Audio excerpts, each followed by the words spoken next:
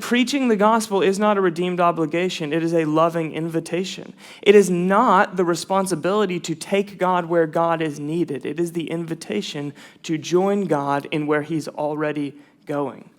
We cringe at the thought of evangelism because we've bought into this illusion that it's up to us, that somewhere along the way the Son of Man stopped seeking and saving the lost and then dropped that responsibility in our laps. And that couldn't be further from the truth. Jesus famously said this in Matthew 9, "The harvest is plentiful, but the workers are few. Ask the Lord of the harvest, therefore, to send out workers into his harvest field." Have you ever noticed that Jesus never once instructs us to pray that God would pursue people? I mean, that part's just guaranteed. Remember? He's the one who came to seek and to save the lost. He's the good shepherd that leaves the 99 in pursuit of the wandering one. He's the doctor who's out looking for the sick. God's pursuit is never in question. And yet, how many times have you heard well-meaning Christians pray for a harvest? God's response to that prayer is always, open your eyes. I mean, Jesus said that famous line while he and his disciples were passing through Samaria. Samaria, the foreign people that the Jews believed did not understand God. They thought that their form of worship was debased and beneath them and filled with misconception. Jesus gazes at Samaria, the environment that in the Hebrew imagination would be the furthest place from having a harvest, and says, look, even now, the fields are ripe for harvest. Translation to our time, Jesus never tells us to pray that God would pursue the lost, only that the found would notice where he's going and join him. God's never stopped pursuing, and we have never stopped compartmentalizing where God is active and where God is absent. Because what was Samaria for the disciples has become for us the office for the working professional and the playground for the stay-at-home parent. It's that friendship that you gave up on years ago, or the older sibling that you just avoid the faith topic with altogether. It's the workmates that you happy hour with on Fridays, or the college buddy that crashes with you when he's in town. It's the string of tents that you pass on your commute, or the Uber driver as you climb into his back seat.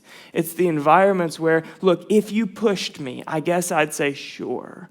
God is active and pursuing relationship with my coworkers and my family members, but my eyes are not open with expectation.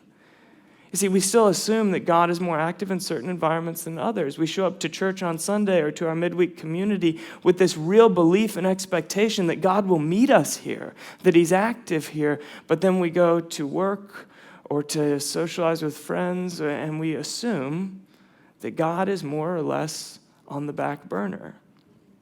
Jesus is saying, don't pray for a harvest, pray that you'd recognize me. Don't you know that I'm always a step ahead of you, always out finding the wandering? So, preaching the gospel is not about bringing God where God is needed. It's about joining God where God is already going, and that is the practice we are zeroing in on today. To sum it all up in one word, invitation. That's what I want to talk to you about, invitation. Mainly because recognizing where God is already working and joining in is a mouthful.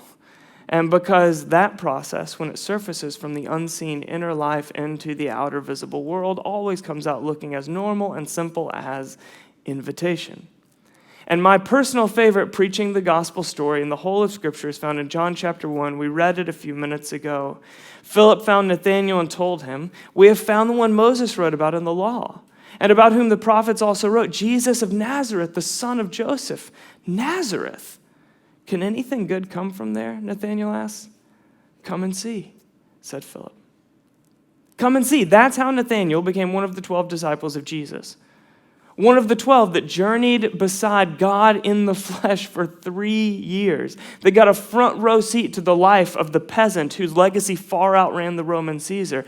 Is there a better group to get in on the ground floor of in human history? And how do you get into his inner circle? This way. Just come and see.